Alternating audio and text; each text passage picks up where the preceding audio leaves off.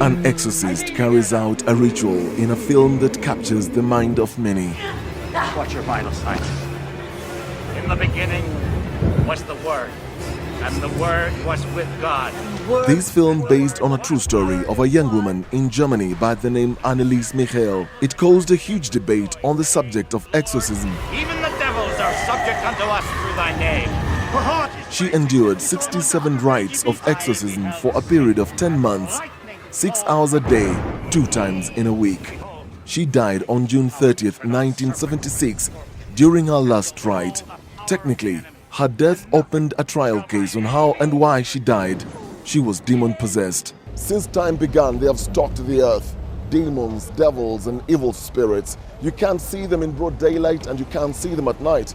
But do they really exist, or is it just in our minds? Enter the world of exorcism. And this is not a medical problem, this is not a psychological problem. Many people worldwide gather at places of worship or shrines in reverence to a higher being that protects them. They worship and pray and offer sacrifices. And then there is the other one who destroys, Satan. I attended one such Christian service here in Nairobi in my quest to understand the subject that many speak about in whispers. Others revile them, while others believe it's true faith, and without it, watching the next proceedings will just be another stage presentation of play acting. This woman says her parents died as a result of witchcraft. Her grandparents died a year later. The family became paupers and she came here for prayers that turned into an exorcism. Later in her testimony, her grandfather had appeared to her in dreams and slept with her. She believes it's a demon. During prayers, the demons begin to manifest from the congregation. These women who are said to be demon-possessed are going through exorcism. The manifestation is so violent that most times they have to be tied down or this can happen.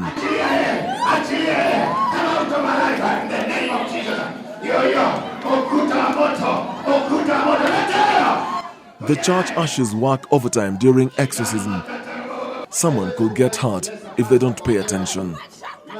According to the man of God, no one has ever been injured during exorcism. The least is just falling down or vomiting and spitting. The congregation sometimes prays for them by calling fire from heaven to fall on the demons possessing them. The manifestations begin.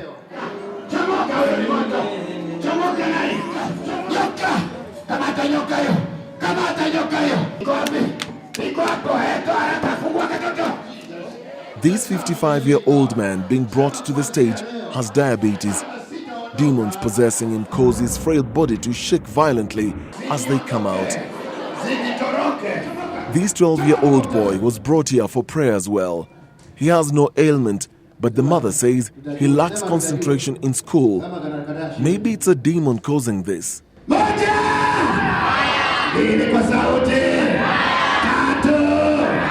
This woman was supposedly removing things that the normal eye can't see.